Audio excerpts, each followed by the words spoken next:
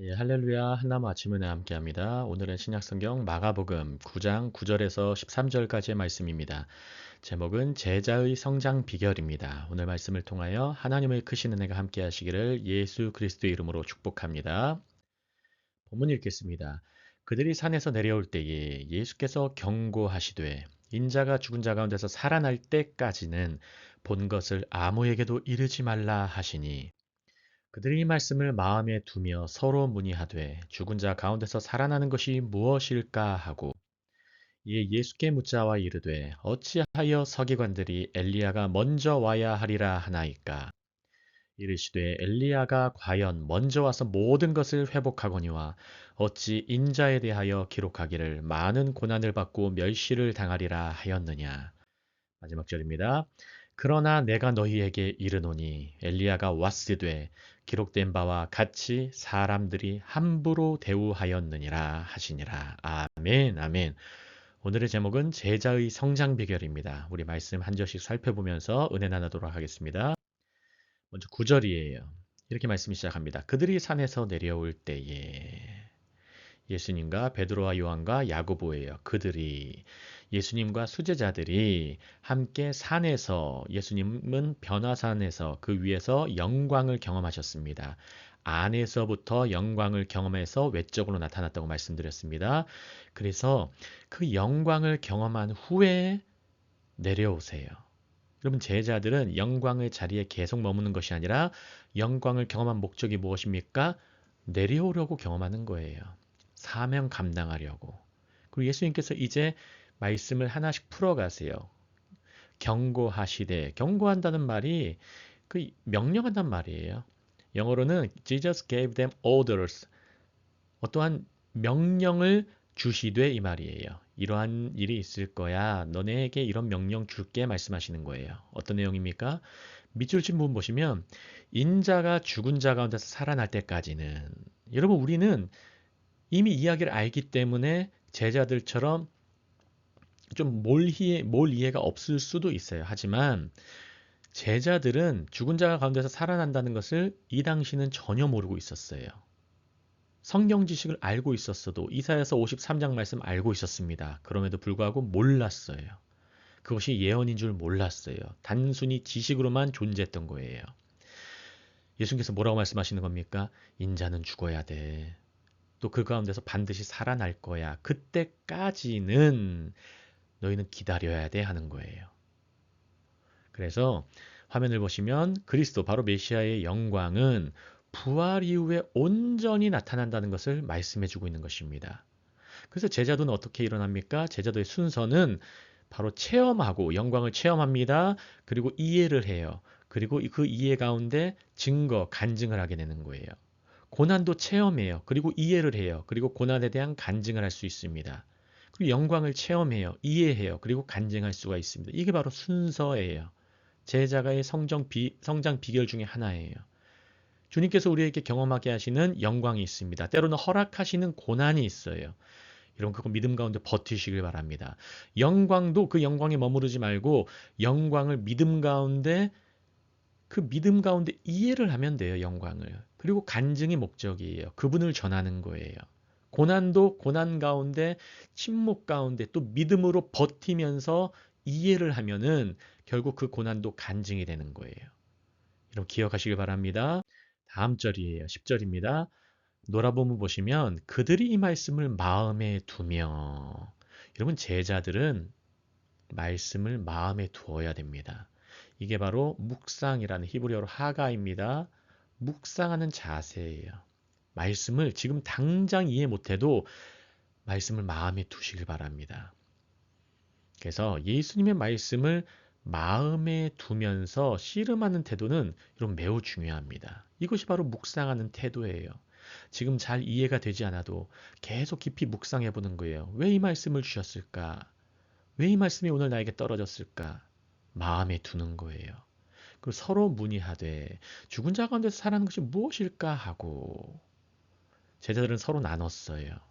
그래서 말씀은 또 믿음은 즉시 이해되는 것이 아니라 묵상과 질문을 통해 깊어지는 거예요. 묵상하는 습관 너무나 중요합니다. 지금 즉시 이해가 되지 않으셔도. 여러분, 묵상 말씀 제가 아침에는 올리는데 당장 이해가 안 되십니까? 반복해서 들어보세요. 들으시고 또 묵상을 해보세요. 아니면 저에게 또 직접적으로 질문해 보세요. 그러면은 더욱더 깊어지는 거예요. 깨달음이 있는 거예요. 함께 성령의 역사를 나누는 거예요. 기억하시길 바랍니다. 그래서 이들이 어떻게 합니까? 11절에 서로 때로는 질문이 이어지지 않을 때에 그 답을 구하지 못할 때에 예수님께 물어요. 이게 제자의 특권이에요. 예수님께 묻자와 이르되 여러분 성장하는 비결 중에 하나가 뭡니까? 예수님께 물어보는 거예요. 또 성령님 깨닫게 해주세요. 기도하면서 성령님께 여쭤보는 거예요. 거룩하신 영, 푸뉴마 하기오스, 거룩하신 영, 그분께 주님 도와주세요. 초청합니다. 충만하게 와서 깨닫게 하소서. 그렇게 물어보는 거예요. 어떤 내용 물어봅니까? 어찌하여, why, 왜 서기관들이 엘리야가 먼저 와야 하리라 하나이까? 이렇게 물어보고 있어요. 이 부분은 구약성경 말라기서에 정확하게 나와 있습니다. 말라기서 4장 5절과 6절입니다. 보라, 여호와의 크고 두려운 날이 이르기 전에 내가 선지자 엘리야를 너희에게 보내리니 그가 아버지의 마음을 자녀에게로 돌이키게 하고 자녀의 마음을 그들의 아버지에게로 돌이키게 하리라. 돌이키지 아니하면 회개입니다. 이것이 돌이키다 두렵건대 내가 와서 저주로 그 땅을 칠까 하노라 하시니라.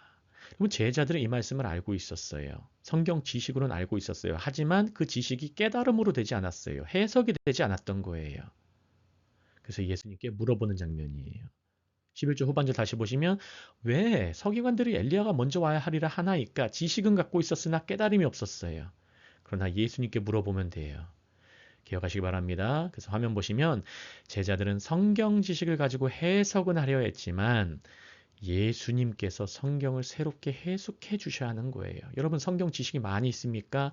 지금 우리의 상황 가운데 그 지식을 어느 지점에서 어느 때에 적용하느냐. 주님께서 그러한 지혜를 주셔야 돼요.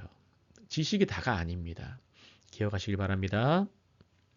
예수님이 또 계속해서 이 부분에서 성경 말씀을 통해서 말씀하고 있습니다. 요한복음 5장 말씀 보시면 39절에 이렇게 말씀합니다. 너희가 성경에 대해 영생을 얻는 줄 알고 생각하고 성경을 연구하거니와 이 성경이 곧 내게 대하여 증언하는 것이라. 성경을 영생 얻는 줄 알고 지식적으로만 연구하는 바리새인과 서기관들. 그러나 이 성경이 살아계신 하나님의 아들 예수 그리스도에 대해서 증언하는 것이니라. 영어로 testify, 간증하는 거예요. 증언하는 거예요. 성경은 그분을 나타내는 거예요. 인격적인 분, 지식 안에 갇혀 있는 분이 아닙니다. 능력으로 역사하시는 분, 지금도 우리와 함께 하시는 분, 여러분 기억하시길 바래요. 그분의 그 능력과 그분의 그 영화로움과 존귀하심, 여러분 그것에 대해서 계속해서 날마다 깊이 알아가시고 깨달아지시고 믿어지시기를 예수 그리스도 이름으로 축복합니다. 말씀 후반절입니다. 12절입니다. 예수님께서 말씀하십니다. 엘리야가 과연 먼저 와서 모든 것을 회복하거니와 말씀대로 이루어진다는 거예요. 근데 왜 노라분 보시면 인자에 대하여 기록하기를 많은 고난을 받고 멸시를 당하리라 하였느냐. 여러분 여기서 엘리야는 세례 요한입니다. 마지막 구약의 선지자 엘리야고 구약의 선지자 끝부분에 이제 신약으로 연결되면서 마지막 선지자는 세례 요한이었습니다.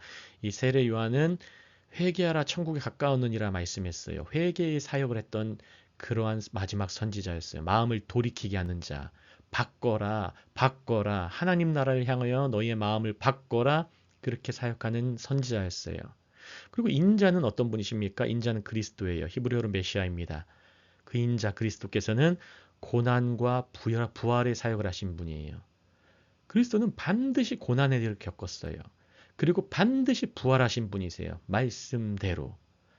그래서 제자는 화면 보시면 회복의 소망과 고난의 현실을 함께 붙들어야 됩니다. 이게 성장하는 비결 중에 또 하나 나오는 거예요. 제자는 회복의 소망도 붙들어요. 하지만 고난의 현실도 무시하진 않습니다. 세례 요한도 회개의 사역을 하면서 어떤 일을 했었습니까? 헤롯 왕에게 회개하라고 말씀하고 그 동생의 철을 다시 한번 결혼하는 것이 옳지 아니하나이다. 그렇게 고백하니까, 그렇게 선포하니까, 꾸짖으니까 죽임을 당했잖아요. 고난의 간증을 통해서 증언하고 하나님의 올바름에 대해서 율법의 기준에 대해서 말씀하는데 그것에 대해 핍박받고 고난받고 결국은 죽임을 당했어요. 예수님이 이걸 아셨어요.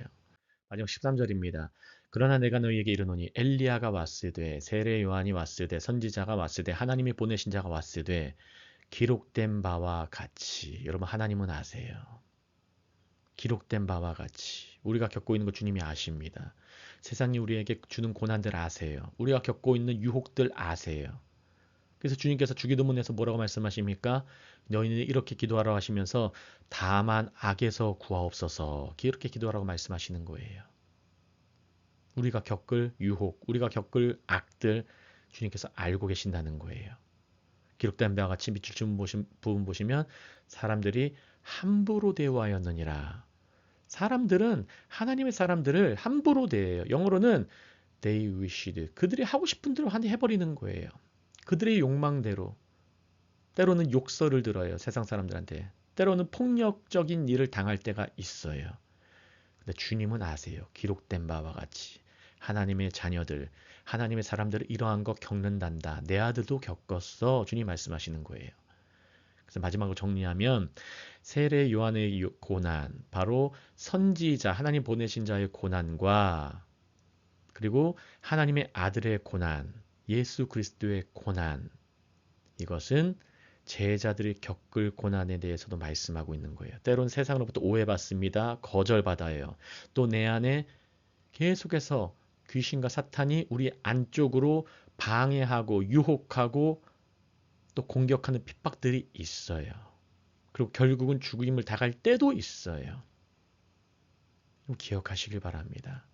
그래서 제자의 길이 어떤 겁니까? 제자의 길은 성공의 길이 아니라 충성된 증인의 길이라는 거예요. 여러분, 제자가 왜 됩니까?